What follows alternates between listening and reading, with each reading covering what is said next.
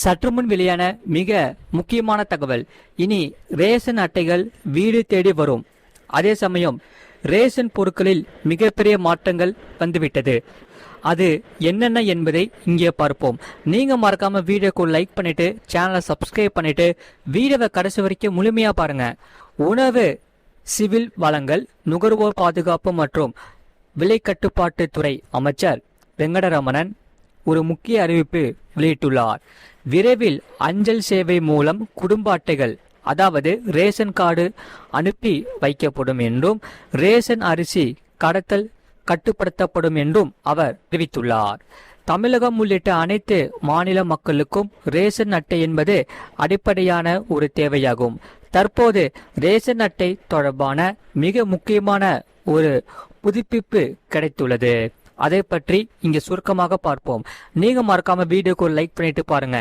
Ration அட்டை அத்தியாவசிய பொருட்களை மலிவு விலையில் பெறவும் அரசாங்க நலத்திட்டங்களின் உதவிகளை பெறவும் மிக அவசியமானது.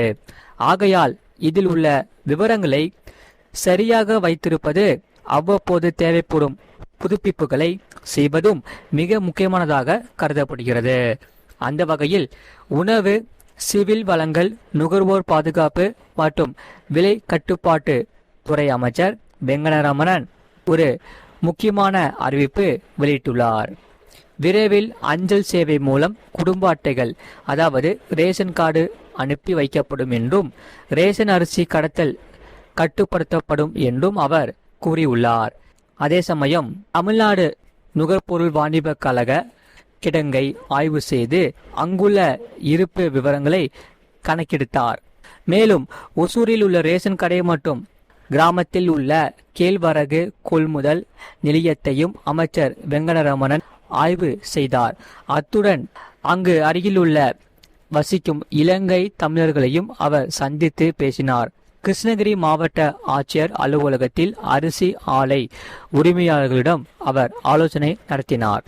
கிருஷ்ணகிரி பகுதியில் 57 அரிசி ஆலைகள் உள்ளன. தஞ்சாவூர் மற்றும் நாகப்பட்டினம் மாவட்டங்களில் கொள்முதல் செய்யப்படும் நெல் லாரிகள் அல்லது சரக்கு ரயில்கள் இந்த ஆலைகளுக்கு சரியாக சென்றடைவதை உறுதி செய்வதற்கான ஆய்வுகள் நடைபெற்று வருவதாகவும் அமைச்சர் குறிப்பிட்டார். இந்த நிகழ்வின் போது கிருஷ்ணகிரி மாவட்ட ஆட்சியர், தொகுதி சட்டமன்ற உறுப்பினர், மாவட்ட வளங்கள் அலுவலர் மற்றும் பல்வேறு துறை சார்ந்த அதிகாரிகள் உடனிருந்தார். அத்தியாவசிய பொருட்கள் விநியோக உத்தரவு பொறுத்தவரை தமிழக முதல்வர் சி. ஜோசப் விஜய் பொது விநியோக திட்ட கடைகள் மூலம் முழு மாதத்திற்கு தேவையான அத்தியாவசிய பொருட்களை விநியோகிக்குமாறு உத்தரவிட்டுள்ளதாக அமைச்சர் தெரிவித்தார். கடத்தலில் ஈடுபட்ட வாகனங்கள் பறிமுதல் செய்யப்பட்டுள்ளது. அதாவது பொது விநியோக திட்ட அரிசியை பதுக்குவதையும் அண்டை மாநிலங்களுக்கு கடத்துவதையும் தடுப்பதற்காக நடவடிக்கைகள் குறித்து பேசிய அமைச்சர், கிருஷ்ணகிரி மாவட்டத்தில் கடந்த காலங்களில் அரிசி கடத்தலில் ஈடுபட்ட 240 வாகனங்கள் பறிமுதல் செய்யப்பட்டதாக தெரிவித்தார். அரிசி கடத்தல் பொறுத்தவரை மாவட்ட காவல் துறையினரும் குடிமைப் பொருள் வழங்கல் குற்ற புலனாய்வு துறை காவல்துறையினரும் அரிசி கடத்தல் மற்றும் பதுக்கலை தடுக்க நடவடிக்கை எடுத்து வருகின்றன. சரி, சோதனை சாவடிகள் பொறுத்தவரை மாநில எல்லைகளில் பல்வேறு துறைகளின் சோதனை சாவடிகள் உள்ளன. அவற்றை ஒருங்கிணைந்த சோதனை சாவடிகளாக மாற்ற முதல்வர் உத்தரவிட்டுள்ளார். வரும் நாட்களில் எல்லைகளில் ஒருங்கிணைந்த சோதனை சாவடிகளை திறப்பதற்கான நடவடிக்கைகள் மேற்கொள்ளப்படும் என்று தெரிவித்துள்ளார். அதே சமயம் தமிழகத்தில் புதிய ரேஷன் அட்டைகள் பொறுத்தவரை ஜூலை 7 அன்று முதல்வர் 73,000 புதிய குடும்ப அட்டைகள், அதாவது ரேஷன் கார்டுகள் அனைத்துமே விநியோகத்தை தொடங்கி வைத்தார். இதுவரை மாவட்ட நிர்வாகங்கள் மூலம் 20,000 அட்டைகள் விநியோகிக்கப்பட்டுள்ளன. வரும் காலங்களில் குடும்ப அட்டைகள் அஞ்சல் துறை மூலமாகவே அனுப்பி வைக்கப்படும் என்று அவர் கூறினார். இகேஒய்சி சரிபார்ப்பு பொறுத்தவரை குடும்ப அட்டைகளில் இடம்பெற்றுள்ள அனைத்து குடும்ப உறுப்பினர்களுக்கும் கைரேகை பதிவு மற்றும் பயோமெட்ரிக் இகேஒய்சி சரிபார்ப்பு பணிகள் சுமார் 99% நிறைவடைந்துள்ளது. எதிர்காலத்தில் முக அங்கீகார தொழில்நுட்பம் நடைமுறைப்படுத்தப்படும் என்றும் அமைச்சர் தெரிவித்தார். நீங்க மறக்காம வீடியோக்கு ஒரு லைக் பண்ணிக்கோங்க, சேனலை சப்ஸ்கிரைப் பண்ணிக்கோங்க.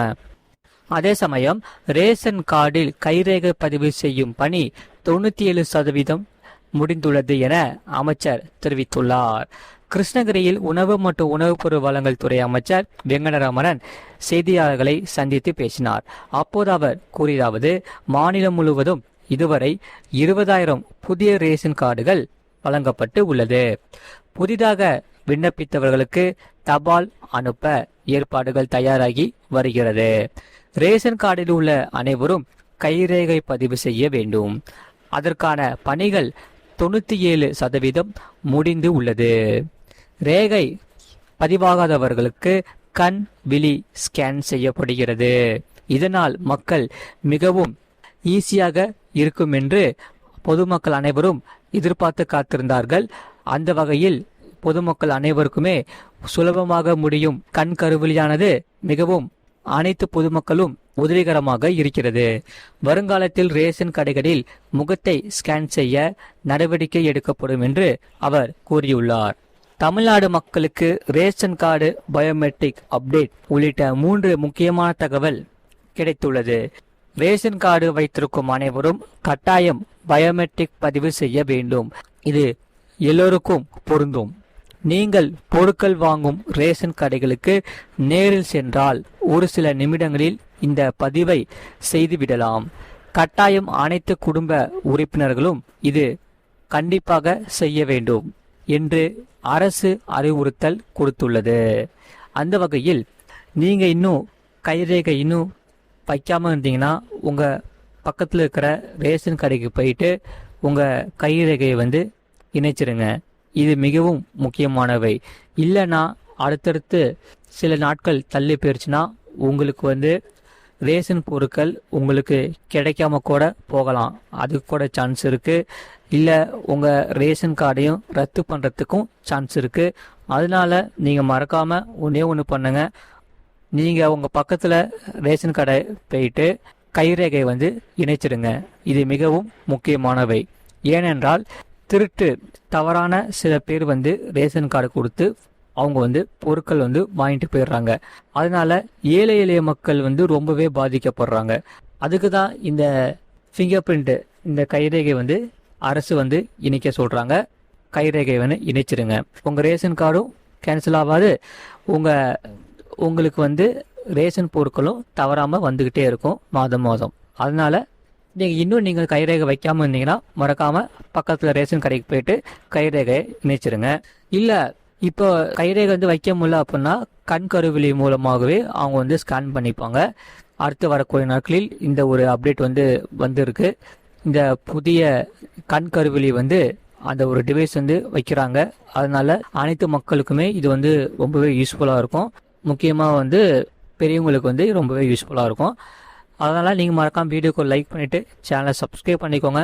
பக்கத்து பெல் பட்டனையும் கிளிக் பண்ணி வச்சுக்கோங்க. இவ்வளோ நேரம் முழுமையாக வீடியோ பார்த்ததுக்கு மிக்க நன்றி. மீண்டும் அடுத்த வீடியோவில் நம்ம கண்டிப்பாக சந்திப்போம். நன்றி, வணக்கம்.